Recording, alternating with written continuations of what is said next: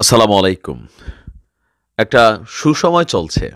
সম্ভবত ১৯৭১ এর পর এইরকম একটা সুসময় বাংলাদেশ জামাত ইসলাম কখনোই পায়নি। দলের বিভিন্ন শ্রেণীর নেতারা, কর্মীরা খুবই উচ্ছ্বাস উজ্জীবিত। এমনকি আসসালামু আলাইকুম।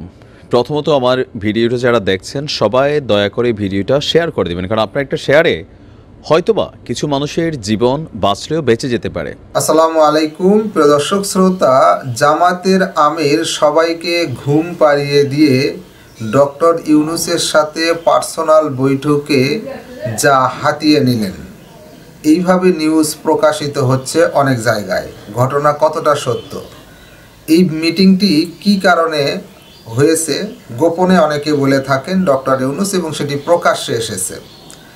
সবাইকে ঘুম পাড়িয়ে ডক্টর ইউনূসের সাথে জামাতের আমিরের গোপন বৈঠক, আসলে এটি কিসের ইঙ্গিত দিচ্ছে? অনেকে বলতেছেন ডক্টর ইউনূসকে চালাচ্ছে জামাত। জামাত যা যা বলে ডক্টর ইউনূস তাই করে। ডক্টর ইউনূস কি তাই করে? জামাত যা বলে। বিএনপি যাই বলে ডক্টর ইউনূসও তাই করে। সমন্বয়কেরা এই প্রশ্ন আবার তুলতেছেন, কারণ বিএনপি রাষ্ট্রপতির অপসারণ চায় না, ৭২-এর সংবিধান বাতিল চায় না, সেগুলো হচ্ছে না। চলুন ভিডিওতে বিস্তারিত দেখে আসি। আসসালামু আলাইকুম। একটা সুসময় চলছে। সম্ভবত ১৯৭১ এর পর এইরকম একটা সুসময় বাংলাদেশ জামাত ইসলাম কখনোই পায়নি। দলের বিভিন্ন শ্রেণীর নেতারা, কর্মীরা খুবই উচ্ছ্বাস উজ্জীবিত। এমনকি জুলাই আগস্টের যে অভ্যুত্থান, সেই অভ্যুত্থানের পেছনে সবচেয়ে বড় ভূমিকা যারা রেখেছে এই জামাত ইসলাম।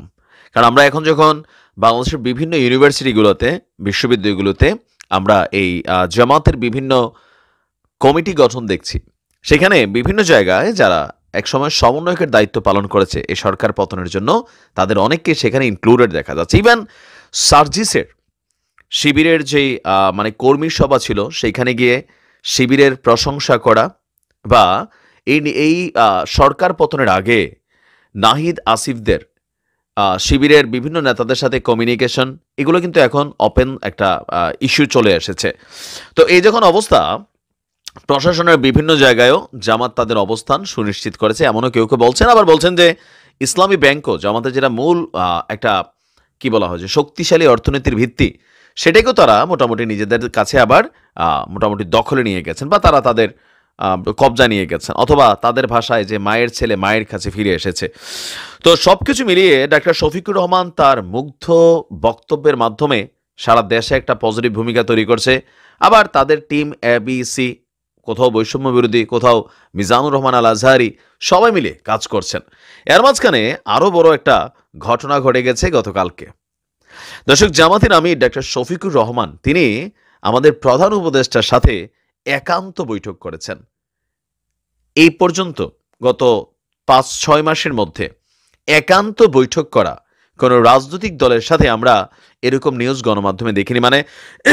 বিএনপির যিনি মহাসচিব আছেন রাইট নাও মির্জা ফখরুল ইসলাম আলমগীর, অথবা রুহুল কবির রিজভী, অথবা দলটির ঊর্ধ্বতন নেতাকর্মীরা, যে যখনই তারা বৈঠকের কাজ লাগছে, তারা কিন্তু আপনার একটা টিম ওয়াইজ গিয়া তারা প্রধান উপদেষ্টার সাথে কথা বলেছেন। কিন্তু প্রধান উপদেষ্টার সাথে একান্ত বৈঠক আর কারো হয়েছে কিনা আমার জানা নেই, যেটা জামাত আমির তিনি করেছেন।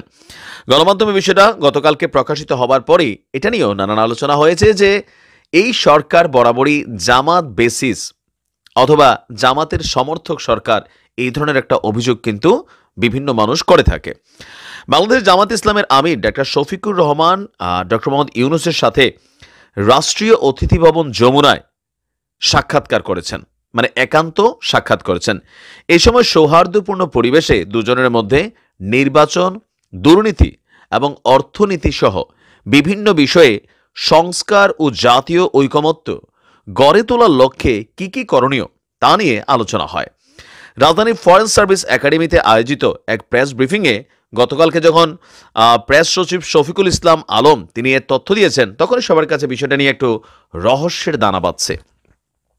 আমরা এ পর্যন্ত যতবার দেখেছি প্রধান উপদেষ্টার সাথে যারাই দেখা করবে, গণমাধ্যমে এটা ২-৩ দিন আগে থেকে নিউজটা আসে, কিন্তু সম্ভবত এটাই প্রথম যে জামাতের আমির প্রধান উপদেষ্টার মধ্যে একটা বৈঠক হয়ে গেল, যেটা হওয়ার পরে প্রধান উপদেষ্টার যিনি প্রেস সচিব আছেন তিনি জানাচ্ছেন, কিন্তু গণমাধ্যম আগ থেকে এটা সম্পর্কে কোনো ধারণা ছিল না যে জামাত কখন গেলেন, কখন আসলেন, কি আলোচনা হলো।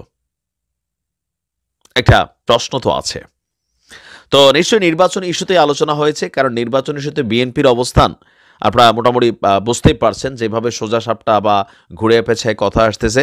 তো সেই ক্ষেত্রে জামাতের একটা বড় ধরনের ভূমিকা যদি বিএনপির সাথে আইসা একই সুতে বসে, তাহলে সরকারের জন্য বিশাল ঝামেলা হবে, এটা 100%। আবার জামাতও লাস্ট কয়েক মাস ধরে, মানে মাস 2-3 ধরে, তারাও কিন্তু নির্বাচন ইস্যুতে একটু শক্ত ভূমিকা পালন করছেন। এখন এই দুইজনের মধ্যে কি কি আলোচনা হয়েছে এটা নিয়ে নানান বক্তব্য রাজনৈতিকভাবে আসবে। তবে জামাত আমিরের যে হাতটা, বা তিনি যে পারেন, জামাত যে তলে তলে পারে, হ্যাঁ, মানে সবাইরে ঘুম পাড়াইয়া, এটা কিন্তু প্রমাণিত। তো আপনি কি মনে করেন আগামী দিনে রাষ্ট্র ক্ষমতায় জামাত নাকি বিএনপি, কোন সরকার আসলে বাংলাদেশ ভালো চলবে, মানুষ শান্তি পাবে, লুটপাট চাঁদাবাজি বন্ধ হবে? কমেন্টে লিখুন। আসসালামু আলাইকুম। প্রথমত আমার ভিডিওটা যারা দেখছেন সবাই দয়া করে ভিডিওটা শেয়ার করে দেবেন, কারণ আপনার একটা শেয়ারে হয়তোবা কিছু মানুষের জীবন বাঁচলেও বেঁচে যেতে পারে। গতকালকে আমি জানি না যে লাস্ট কবে এমন দৃশ্য বা এমন সাহস বা এমন দেশপ্রেম আমাদের বিজিবি দেখিয়েছিল। আপনারা জানেন যে গতকালকে চাঁপাইনবাবগঞ্জের একটা সীমান্তে কাঁটাতারের বেড়া নির্মাণকে কেন্দ্র করে, মানে নো ম্যানস ল্যান্ড, যেটা আন্তর্জাতিক একটা সীমানা নীতি আছে বা রুলস আছে, সেইখানে ওই কাঁটাতারের বেড়া নির্মাণকে কেন্দ্র করে আমরা দেখেছি কিভাবে বিজিবি বুক পেতে দাঁড়িয়েছিল। পাশাপাশি স্থানীয় জনগণ তারাও যার হাতে যা ছিল তাই নিয়ে সেখানে কালকে দাঁড়িয়েছিল।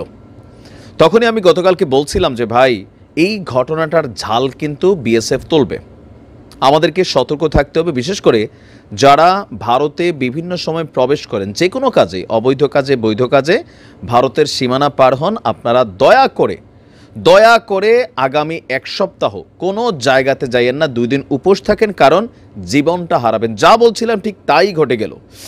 দর্শক, সুনামগঞ্জের বিশ্বম্ভরপুরের চীনাকান্দি সীমান্ত এলাকা, সেখানে বিএসএফের গুলিতে বাংলাদেশের একজন যুবক মারা গিয়েছে। আপনার যে মারা গেছে তার বাড়ি হচ্ছে উপজেলার ধনপুর ইউনিয়নের গামাতলা খাসাপাড়া পূর্ব এলাকার বাসিন্দা জয়নাল আবেদিনের ছেলে মোহাম্মদ সাইদুল ইসলাম। কালকে দুপুর থেকে যে উত্তেজনা আমরা দেখেছি, এই উত্তেজনা কিন্তু ভারতের জনগণও দেখেছে, এবং কি বিএসএফ কোনো না কোনোভাবে এই দৃশ্যটা কিন্তু মানতে পারে নাই। এর মাঝখানে 2 বিএসএফ বাংলাদেশে অনুপ্রবেশ করার পরে গুল্লি কিউ করা, এটার পরে কিন্তু হালকা ধোলাই টোলাইও খাইছিল। তখনই বলছি যে এটা বাংলাদেশের সাথে ভারতের যে সীমান্ত এরিয়া আছে, সেইখানে দায়িত্বরত যত বিএসএফ সদস্য আছে তারা কিন্তু এই ঝালটা মিটানোর চেষ্টা করবে। কিন্তু আমার কথা হয়তো অনেকে শোনেন নাই মনোযোগ দিয়ে, অথবা বিষয়টা জানেন না, যার ফলে হলো কি আপনার এই ঘটনাটা ঘটে গেল।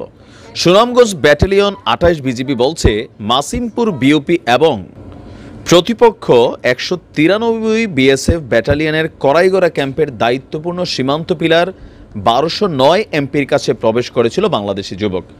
সেই সময় আপনার 193 ব্যাটালিয়ন বিএসএফের টহল দল তাকে দেখা মাত্রই গুলি করে। স্থানীয় সূত্র বলছে আপনার সাইদুল ইসলামের বয়স হচ্ছে মাত্র 24, আর সন্ধ্যার পর এই ঘটনাটি ঘটেছে। গুলিতে আহত সাইদুলকে সুনামগঞ্জের সদর হাসপাতালে নিয়ে গেলে কর্তব্যরত চিকিৎসক তাকে মৃত ঘোষণা করে। আর আমরা এটা নিয়ে কি বলবো বলেন? সো বুঝতে পারছেন যে গতকালকে বাংলাদেশ যা ঘটাইছে, ভারতের বিএসএফ এদের যে আগ্রাসী চরিত্র, এরা কিন্তু এটা কোনোভাবেই হজম করবে না। আপনারা যারা অবৈধ বা চোরাচার বাড়ি আছেন বা চোরাচালানের কাজে জড়িত আছেন, পেটের দায় অনেকেই করেন, কিন্তু ভাই জীবনটা কিন্তু গুরুত্বপূর্ণ, সিচুয়েশনটা স্বাভাবিক না। বিএসএফ এ পর্যন্ত বাংলাদেশের সীমান্তে এমন কোনো প্রতিরোধের মুখোমুখি কিন্তু কখনো হয় নাই। সো কালকে যা হয়েছে এটা কিন্তু বিএসএফ নিজেদের গায়ে লাগায় নিছে। ইভেন আপনারা জানেন যে উপদেষ্টা মাহফুজের একটা পোস্টকে কেন্দ্র করে এরপরে কিন্তু সীমান্তে ড্রোন নজরদারি। আপনি ভাবতেছেন যে আশেপাশে কেউ নাই, এই পিলারটা দিয়ে ঢুইকা যায়, কিন্তু আকাশ থেকে অনেক উপর থেকে ড্রোন হয়তো আপনাকে ভিডিওতে দেখছে। এখন তো ড্রোন চিনেনি, আকাশে উড়ে যেই এরা দেখতেছে আপনি কোন পিলারের কাজ দিয়ে দেখতেছেন, একটা মনিটরের মধ্যে বসে দেখতেছে। আগে হচ্ছে যেইখানে যে দাঁড়াই থাকতো সেইখানে দেখতো, কারণ ওইখানে ক্যামেরা লাগানো যায় না। এখন এটা যেটা হয়েছে, এরা ড্রোন নজরদারি ড্রোন পাঠাইছে। তো স্বাভাবিকভাবে এখন একটা টেলিভিশনের মনিটর আর 10টা ড্রোন 10 কিলোমিটার এলাকার মধ্যে দেখা যাচ্ছে আপনি কোন দিক দিয়ে অনুপ্রবেশ করছেন। সাথে সাথে সেখানে যাবে, স্পটে গুলি করবে, আর আইনত বলবে আপনি হামলা চালাইছেন, আপনি এটা করছেন, আর এটা নিয়ে কিন্তু কোনো বিচার এই পর্যন্ত কখনোই হয় নাই। সো এই সময়টা খুবই উত্তপ্ত সীমান্ত পরিস্থিতি। যে কোনো জায়গায় ঘটনা চাঁপাইনবাবগঞ্জে ঘটছে তার মানে এনে যে চাঁপাইনবাবগঞ্জ দিয়ে আপনি ঢুকবেন না, সারা বাংলাদেশের যে কোনো সীমান্তে দয়া করে আপনারা এখন কোনো রকমের অবৈধ অনুপ্রবেশ ভারতের মধ্যে করতে যাবেন না। আর আমরা দেখি সরকার এটা নিয়ে কী প্রতিবাদ করে বা কী জানায়, কারণ এই সরকার আসার পরেও প্রতিদিনই অ্যাভারেজে সীমান্তে মানুষ মরছে, কিন্তু সরকারের পক্ষ থেকে ভারতের বিরুদ্ধে শক্ত কোনো পদক্ষেপ আন্তর্জাতিকভাবে আমাদের আসলে চোখে পড়ছে না, বাট এটা করা জরুরি। প্রিয় দর্শক শ্রোতা, এই বিষয়ে আপনার মতামত চাচ্ছি। কমেন্ট বক্সটি আপনার লিখতে পারেন, কমেন্ট বক্সে আপনার মতামত। আজকে এই পর্যন্তই। আল্লাহ হাফেজ।